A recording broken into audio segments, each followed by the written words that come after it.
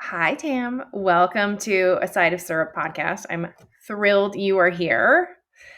I just will tell our listeners a little brief bit about how we know each other, and then we'll go into all about you because you have a fascinating story and a fascinating life. Um, so, okay, I don't even remember what year. Was it in the 90s? Was it in the early I was 2000s? hoping you'd remember because I was just in New York and I tell people I was there like 15 years ago and then 12 and then 20. Right? It's around then. Somewhere Uh, between 14 and 20 years ago. So that would be like early 2000s. yeah, yeah. I mean, I know I was not 21 years old, and everyone else was, and I Oh, that's right. had a glorious fake ID from. I'm not kidding. The town like right next door to where I currently live. Um, but anyway, uh, so Tam and I met. We were in New York City. We were living in the NYU dorms, and we Yes, randomly got put together as roommates. Um, I think there were four of us. there were. Yep. Um, you, me, and one other keep in touch. The other one Yes. was, doing her own thing. Yeah. Always was. Always was. Always with a boyfriend, who was kind of our fifth roommate. Um, but we, just all kind of hit it off in New York City in the summer you know, as the youth do, of just, having fun, going out to dinner, walking around, just enjoying and getting to know each other and the city. And uh, one of my favorite memories is Tam is an amazing photographer. And like we went to Central Park.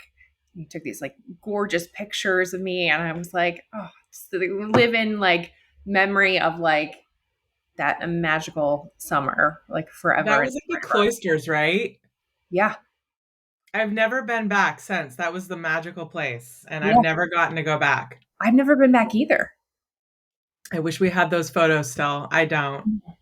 I know. I know. I feel like at one point you had given me some, and like we've moved so many times and I I know. don't have them. And I just Yeah, remember like, well, we have our memories. So totally. we'll take that.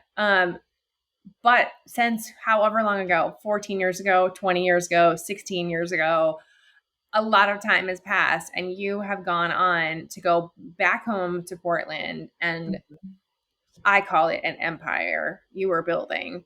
Um, and I'd love to know, like, in your own words, like, tell everybody your story of how you got from a New York City summer to, running a thriving business in Portland.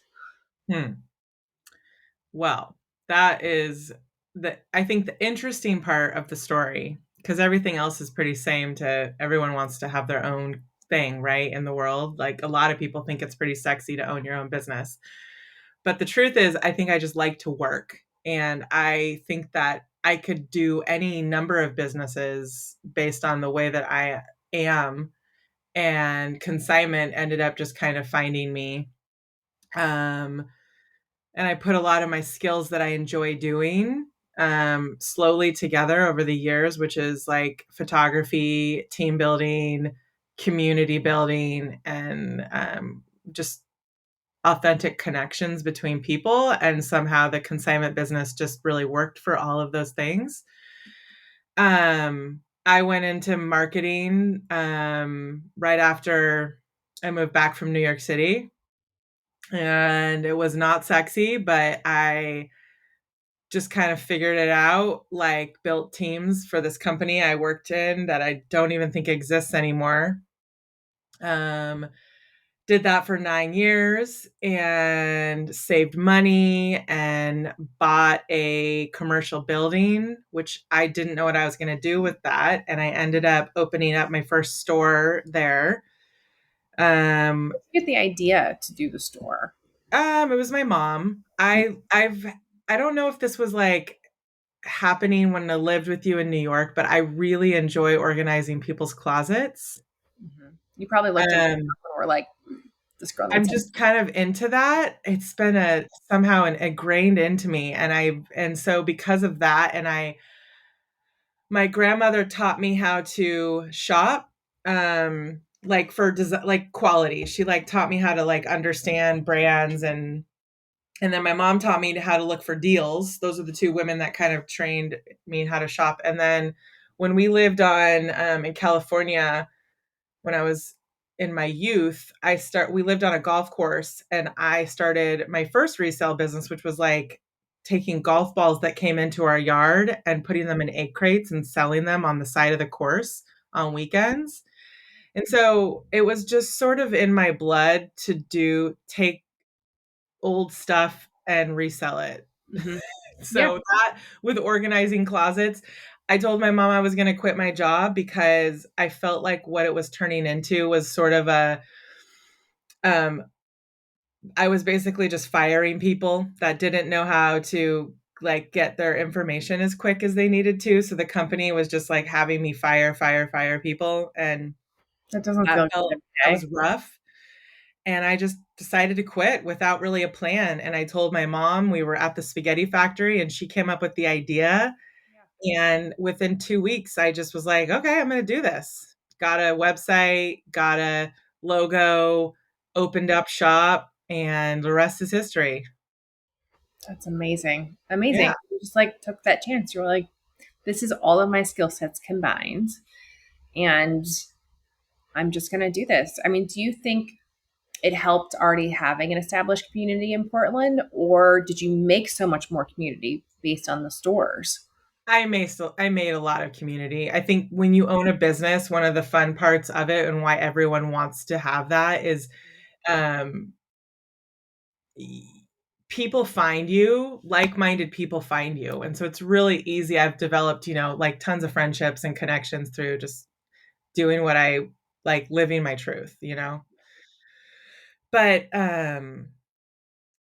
I don't think I thought a ton about it when I opened. I didn't I think what kind of helped me in keeping my business and growing it and transitioning through all the different ups and downs that happen is I don't overthink things.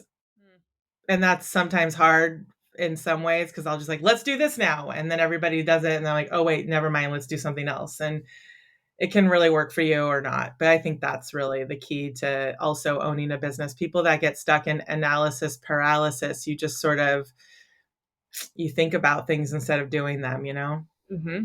Yeah. And also, like when you're working in a corporate environment, it's also like, what's this person going to think? What's their boss going to think? What is this Mhm. client going to think? What's this partner going to think? And it's like you're so stuck in a box and like staying neutral. You can't just like throw something on the wall and see if it sticks. Yeah. Yeah. Yeah. Not a lot of flexibility there. And I mean, I also think it's probably you came up with the business around the time where like people were starting to be like, you know what? I'm not going to buy fast fashion.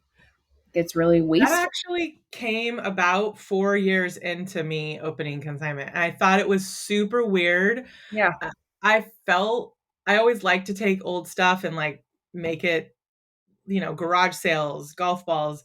But Yeah. then what was really interesting to me was to see like this whole trend in resale and consignment, which is awesome. I totally am happy about the trend. But it Yeah. was interesting for me to see how so many other resale stores and consignment stores were immediately like marketing based on that. Yeah. But they didn't actually open because of that. And so I try to like be true. I opened because I loved that. And then that became a perk. Like, holy crap. Yeah. Like, let's try to um, I think I was just already doing that. I never was a consumer of fast fashion, but it was very interesting that it did become like a trend. And I think it was about 2015 is when stuff marketing really started happening about fast fashion. Yeah. Yeah. Yeah. It was interesting. I worked ages ago on a client, and it was a specific material, and they were one of the first people to start talking about like eco-friendly fashion, or like let's reuse this material and make it into something new. And I remember going out to reporters of like high-end fashion magazines and almost getting laughed out of the room. Like, why would anyone do that? Like Mhm. that seems so silly. You can just buy something new. Um, Mm. and and I remember it just like being like a huge struggle of like, okay, like how do we tell the story in an interesting way? But it was like it was a movement that was happening before the consumer culture was really ready for it. And then when consumers were, they were ready. Mhm. And so that's amazing that your business was already established, already set up in the community. Yeah. Yeah. I'm really grateful for people's interest and desire to learn how to be better stewards of the earth's resources in general. But the thing that still kills me is like we opened a store in the mall this year, and that's been really fun. Yeah.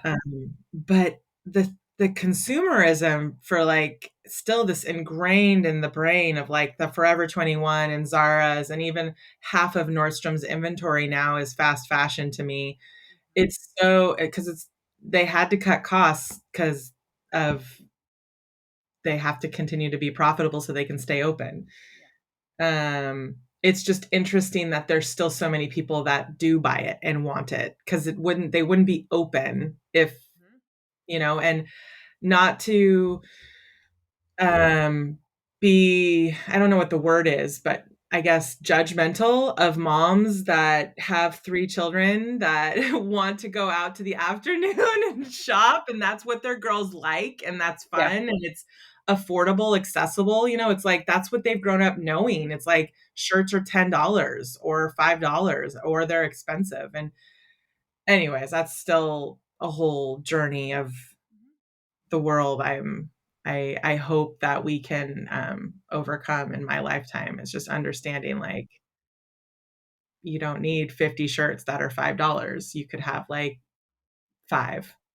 Totally. It's interesting because when I first started dating my husband, one of his favorite memories is going in my closet and taking out. It makes him sound like a dick, but he's not. Like He's so great, by the way. He was really helpful to Nathan. So I meant to tell you that when we talked today. yeah, I was like, he's like the nicest guy. He is the nicest guy. But when he went through my closet and he was like, this is terrible, get rid of this, is not flattering. He's my people. Yes, yes. And he was like, keep what you love. And it's taken me into 10 years now, like into this point when I was coming out of maternity leave and I was going through my closet. I'm like, I haven't worn this in years. And I now have like a capsule wardrobe. Like I have got white, gray, black, pink, and like a teal. Those are my only color shirts. That's it. And I only have a couple and they fit on a rack, and it's really all I need. Yeah. And it's a little bit more freeing because, I actually don't have that paralysis in making a decision about outfits. Like there are too many, I would still be like take Yeah. 5 minutes and pick something. But now it's just like this is what I wear. And like, yeah, if the shirt gets stained or whatever, I will go get another one. But like, it doesn't have to be like, oh, I'm going to this wedding or this birthday party and I need a new shirt or I need this Mhm. new. Like Mhm. sort of like let go of that need. It's it's actually quite freeing. Yeah, I one of the things that has drawn me to the work of working with women in their closets and just talking about it in general is um if you can start your day from a place where your closet, whether it's a capsule wardrobe or not, at least it's organized and everything in there doesn't have a story about not fitting you or being an old version of yourself.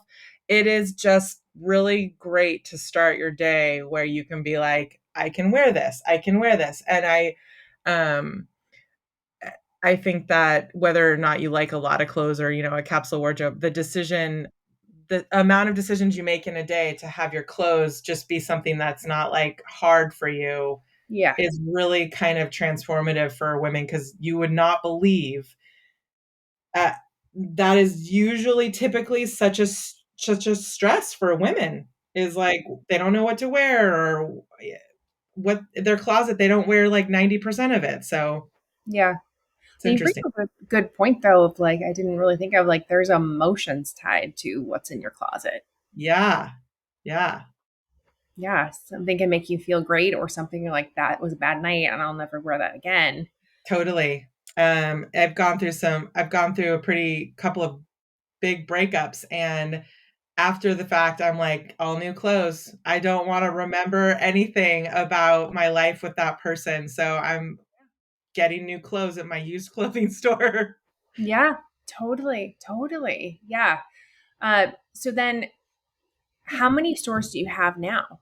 2. I have Two. 2. Yeah. I've transitioned in some different neighborhoods. Yeah. I've done different all sorts of I love trying new things. I love throwing things at the wall and being like, "Does that work? Does that work?" And, Yeah. the pandemic gave me a really good chance to really think about how I wanted to do things, Mhm. and, I feel like it's our best version yet that I've ever been able to do in our business, so Do you think your business, like, is it always an in-person business or is it an online business? Or do people need to like be there with the clothes? that's a great question. I we do online just because we like to be able to share a portion of our inventory, what we have on in our stores. Mhm. But I think it's really great when you own a business if you can do it the way that feels like how you want to shop or how what you believe in. Like, and I know that everybody, would push you got to do more online, got to do more online. And that's definitely something I'm slowly learning about, but Yeah.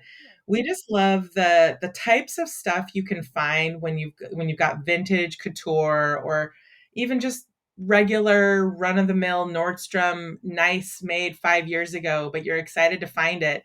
There's Yeah. something about touching it, looking at it. The sizes, like they range in used clothes so much. Like a 2 could be, you know, a 0 or a 14 could be a 10. Yep. And so I really, really enjoy having stores where people can connect to other people. And that's kind of my driving force is just creating connections and trying to be finding inspiration through connect like being in the presence of other people. The online sale, it's like I love it when we can sell something to an existing client Yeah. and they moved away and they can still shop with us. Like that's fun, but it doesn't I don't get a lot out of that sale.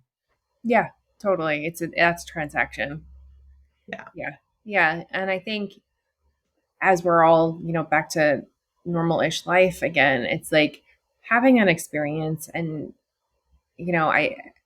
I know here, especially in the community where I'm at, there's so many small businesses and want to support them all. And Portland is community itself. Like, it's just got to be great to walk into a store, feel welcomed, know you're being taken care of, and know that like you're not in it for the sale, you're in it for the person, and how could you help them? And Yeah.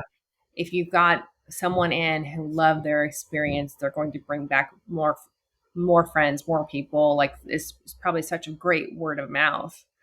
Yeah, it is. And I've always done something a little bit different where we try to meet people where they're at that day. So we're not going to be like, "Hi, want to buy this? Want to buy that? We just got this in." Yep. Um, we're not a hard sale. We're like, "Hey, somebody could have just gotten back some bad news from the doctor and they want to shop by themselves and they don't want to talk to anybody." There's still connection in that though. There is, and that's so welcome because I'm a very big introvert, and to go to a store and there's like one store in particular where my parents live, you walk in and they're like, "Hi, can I hold that for you? Do you need a room? What's your name?" And I'm always like, You "Yo, just want to leave.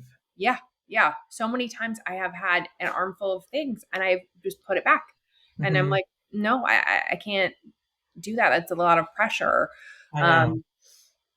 Um, and you want whether it is, our age or the next generation, like they're all about experiences. And how do you take that and make not a, I don't want to say special because Well, not that's everyone. what it is. I mean, honestly, people are craving like actual connection with other people. And so instead of this like forced, like, let me take your stuff. What else do you want to buy? Like, we're actually interested in like what's going to look good on you. We're not actually like interested in what's going to make us money, because if we're actually like connecting to people, our business will be just fine.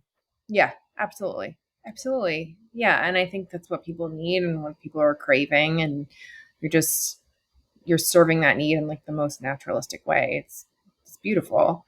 Um, I do want to ask you some questions about you though. I mean, Okay. creating your business and, sort of like figuring out how it works, what locations work, like that takes up a lot of time. Like, how do you like take a minute and like take care of yourself? Oh, I'm actually pretty good at that. Okay, good. Tell me everything. Tell me everything. So, um, over the years, it was not easy my first 5, 6 years in business. I made a lot of, yeah, just I needed it. I needed the journey. Um, I made just tons and tons and tons of mistakes that were all worth it. Led me to making more mistakes. And then honestly, the pandemic happened, and I feel um, really grateful for the way that I switched gears and actually listened to my gut. And kind of, I met my fiance actually, we get married in a month and a half, and I met him 3 years ago next week. And I think that I actually started learning how to listen to my gut when I met him. I think I just really took self-care and personal development to an entire new level because of being matched with someone where you're just in this like safe bubble of understanding yourself, and in that you learn how to love yourself so much better. And the pandemic gave me time to like literally close up shop. Like I closed up, I left a neighborhood I wasn't enjoying being in, developed an entirely new like thought process about my business. And I did something that I will never forget. I moved everything into an apartment because I was like, I'm going to be open, but I'm not going to be open to the public, because what was going on was crazy. And it was frustrating as a small business owner, depending on where you're at and depending on what industry you're in at. I was actually shamed and told to stay home because of government will be handing me money. And I don't, and I get it. I was not like fraternizing with people, but I was going into work because what do people that their livelihood is dependent on, Right. and you pay leases and you're like, okay, so I'm going to sit at home for a year by my, like, I'll literally go bankrupt. Yeah. Um, but what I did do is I found like a happy medium, and I moved my stuff into an apartment. I opened up for appointment only, and it was just an old vintage apartment. And I wanted to ask myself, do I really need to do this anymore? Like, do I want to do this? Because I was at a place in my life because of other things that I do. I have several other businesses that are small, but they're enough to where my livelihood is not dependent on Consign Couture, which was a game changer for me. I own a few properties that I manage, and then I also am an Airbnb host. And I was able to sit out the Consign Couture thing for almost 6 months and just really think about if I wanted to do it. Yeah. And I developed a I let go of a lot of things that I thought were other people's ideas and other people's putting on me or whatever. And I Yeah. allowed all that. And I realized in my not knowing what I felt like I wanted to do, I allowed other people to kind of control my narrative of my business. And I just magically found this place. And it was not super nice, but it was enough. And customers just found me out of the blue. Like they came, they made an effort. And it was that experience of sitting there in that apartment, not knowing if I was going to keep going. And the customers that sort of were just like finding me and being like, please keep going. Like we like shopping here. Yeah. Uh, and just watching that, and I just gave myself this promise, like just go at it slowly, like watch what happens and don't have any expectations of it going on or not. And I've had the same bookkeeper for 5 years, and we actually had a call planned to decide to close the business. And I was like waiting for her call because she was going to tell me how to emotionally handle it.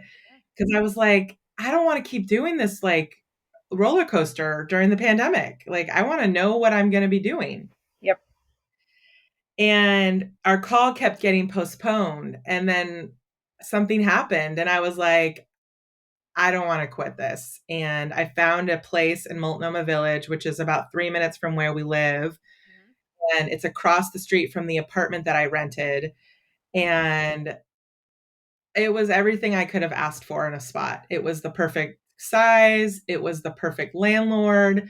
It was the greatest community that we've ever been in. And I just found this like sweet spot. Yeah.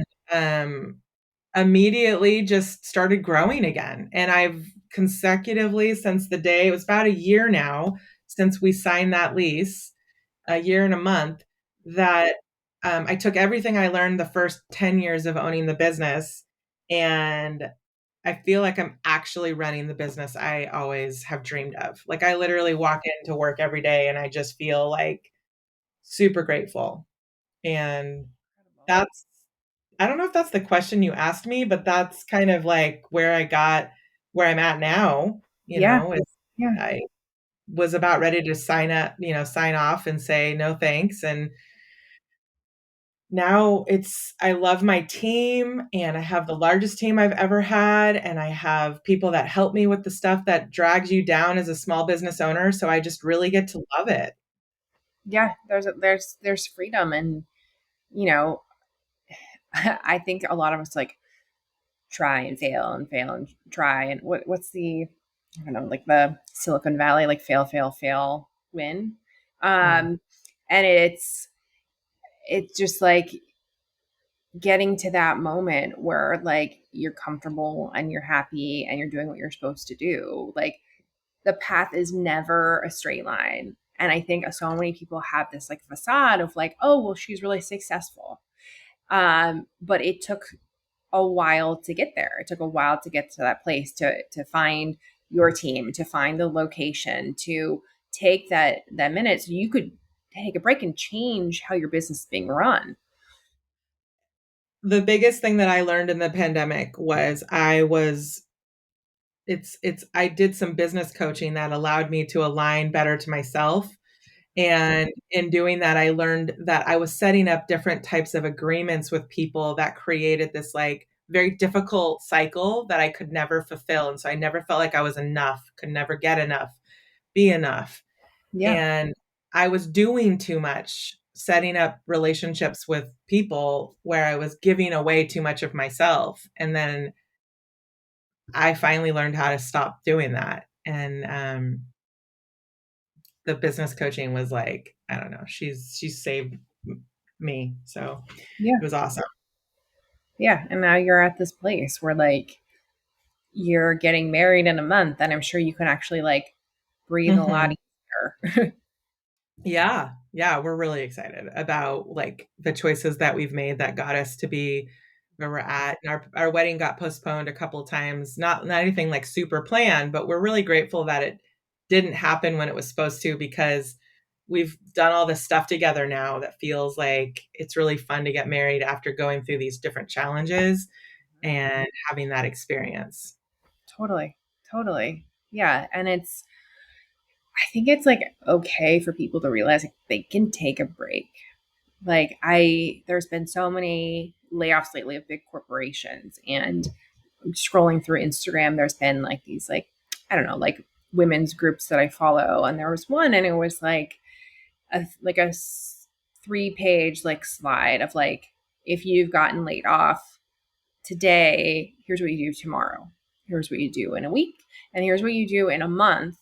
And none of those are look for a job. Hmm. It is like cry, get your emotions out, don't worry about anything, then check in on your finances, see like how long you can last, and then a month later, like start thinking about where you want to go and what you want to do. And I think we all got to hit a pause button in life, but I think now like the ramifications of all that are still happening. And it's like everyone's Mhm. got this chance to like hit pause in their own life and be like, is this for me? Is this not for me? Is this person serving me anymore? Mhm. Um, because there is a chance at like being actually happy instead of Yeah, fantasizing about it. yeah, totally. I agree. You know what? I realized I forgot to answer. You asked me a question about like what I do self-care. Did you Yeah, ask me a question about yeah, yeah. self-care? It's And like, then, how do you take those moments for yourself? Like, because you're busy.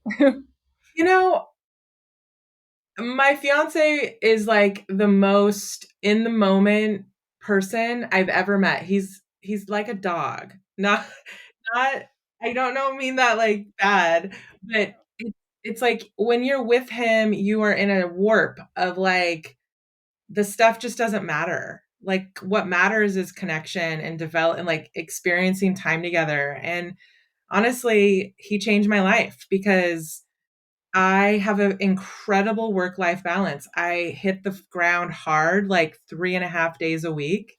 Yep. And then I have 2.5 days off. And even in the days that I hit it hard, it's full of stuff that refuels me, that I get excited about. Like yesterday, I had a marathon crazy day. Yeah. And I told my staff, I'm like, I'm sorry, I'm going to be weird today.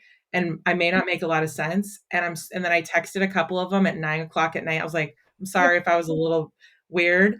And Yeah. they're like, you get stuff done. We don't mind. Like, we love it when and so my self-care is random, but I think a lot of it just has to do with like actually spending quality time with people and not worrying about all this programming, scheduling, everything, little detail. Just you got to have I don't know. I don't feel that busy at all.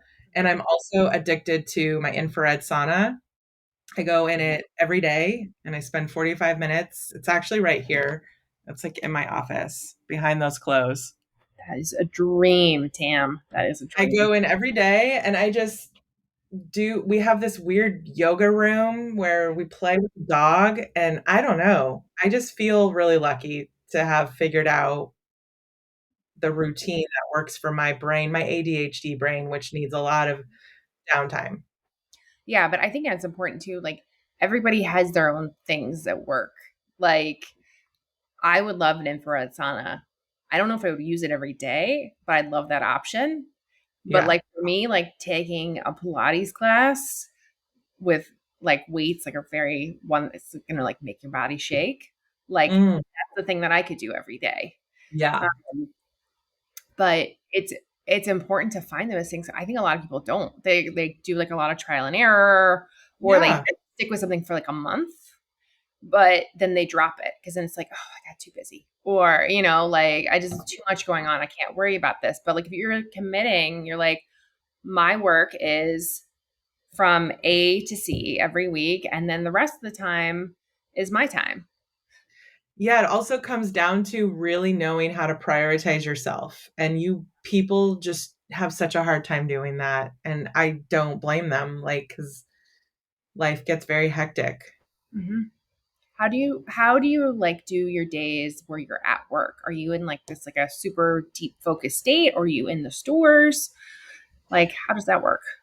Honestly, where I'm at now, I have the most incredible team I've ever had. I have a store manager, I have a marketing manager, I have an admin. Randomly, my marketing manager's sister graduated college and she's like, "Can I work there?" And I'm like, "Maybe." And then I put her in some roles and I'm like, "Okay, you're going to be my new assistant." Yeah. And I check in with them every morning and they run the stuff, and I try to develop relationships with people. I do a lot of in person and Zoom calls with people that want to consign things, sort of like a mini version of like luxury concierge. And I still clean toilets and take trash out. Yeah. And I just sort of make sure the staff, so like if my manager cannot connect with all of our people at that, we try to make sure all the employees know what they need to be doing, have a plan for the day, feel seen and heard. And then if my manager can't do that, I fill in the gaps. Okay. Uh, and so it really just depends. I spend a lot of time on emails on Fridays. That's my office day, which is why this works great. Awesome. Um, but that I do not have a schedule. I get to do something different every day, which is also really fun for me. Yeah. That probably fuels your creative side too. It does. Yeah. Yeah. We got in the craziest collection we've ever gotten in this week. Literally, we have to contact Sotheby's because yeah, it made me insane. It's the most crazy luxury couture stuff we've ever gotten in. I can't even release it yet. So it's from this woman that found us on the internet that is super interesting. I can't say who it is, but um, celebrity and lives in Oregon. And we went out to her ranch and we were just like, oh my God, like just freaking out. And we got back and we're researching it. And half of it, we had to move to a different section of the store to be like, white gloves only. This Yeah. is vintage Dior that we need to like yeah, so we all freaked out. We had a major freak out this week. It's like the most Yeah. exciting stuff we've ever had in. Gosh, I can't imagine some of the cool clothes that have to come in. Like, Yeah. It is really fun part of the job for everybody. And the stuff that just, someone doesn't have a use of, it's been in their closet, they bring it in and we're all like, "Oh my God, this is so cool." And they love that we enjoy it too. yeah. And it's fun to sell it. Someone else can enjoy it. Someone Yeah. that's actually going to use it.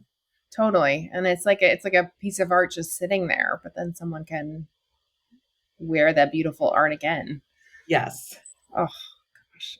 Love. So I guess I do have a question on the process then. Like let's say not in my own closet because it's been cleaned out and I didn't really have anything that was a beautiful resell. Although I have a Okay. wedding dress hanging. Um, like how would like if I have some friends in LA who I do have someone with like a very fabulous closet, and then let's say she's done with her things. Yeah. How would she like get in touch, or how does it usually work when you find customers to give their stuff to the store? So if they live out of the area, they go to our website and there's an option in the contact page to inquire for us to like send a label to them. And we usually do like a preliminary video chat with them Mm, with their stuff. yeah. And I myself or one of my team members does that. And we just look at their things and make sure it's a good fit for us to sell it. Mhm. And then we send them a prepaid label. They stick it on a box. They ship it to us. They get an online inventory link that they can see what's sold. And then they're paid out electronically once a month. Awesome. Okay, that's easy. It's super easy. Yeah. Okay, all right. I'm gonna just send the link around to some folks.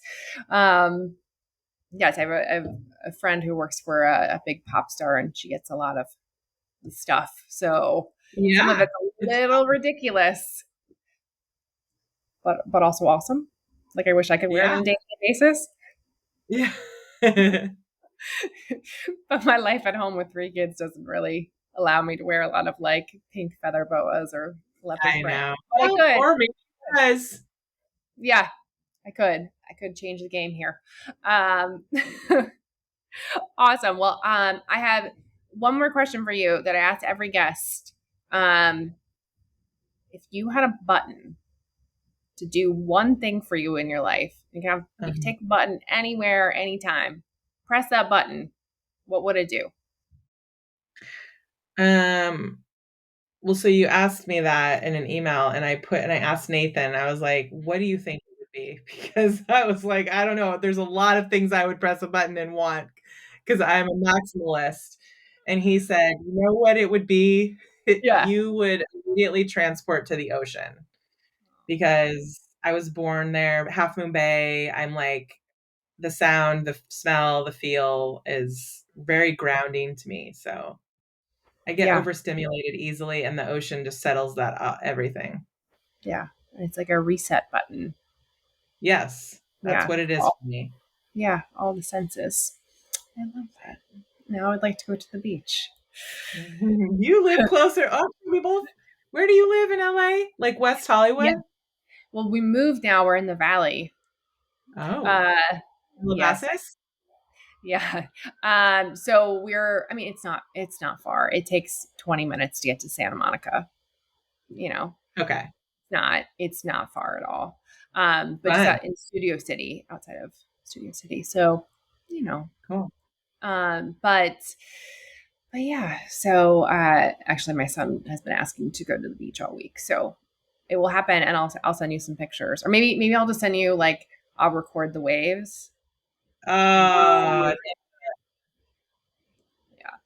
Uh, awesome. Well, I know we talked a little bit about how the process works, but if you could share with everyone how to find you guys on social and links to your website, I will have this listed out in the show notes as well, so everyone can just click on the link. But if you can just tell everyone where to find you. yeah, it's just Consign Couture, one word, CONSIGN COUTURE on Instagram. And then website is consign-couture.com. So awesome. Okay, cool. Thank you so much for your time today. I hope you have a relaxing rest of your Friday, even though you're in the office doing office work. But it was just a pleasure to catch up. And I can't wait till I'm in Portland next time to come and say hello and give you a giant hug. Seriously, yeah, congrats on all the kiddos. They're beautiful. I just found you on Insta from our store account, so I got to catch up on all the things. They're cute. They're cute. I can't say they're And not. They are. thanks again Mhm. for your tell your husband thanks again for Nathan's pep talk. It was really helpful in his journey to publish his book. Yeah. Can you send me anywhere we can get his book? It's not published yet. Oh, So okay. So he doesn't want to self-publish. He's trying to go through traditional routes, so it's a little harder. yeah, it takes some time. Yeah, yeah. Okay. Well, keep me posted and let me know when I can buy the book because we always want to support. So, For sure. okay. Well, Okay. Cool. Thank you, Tam.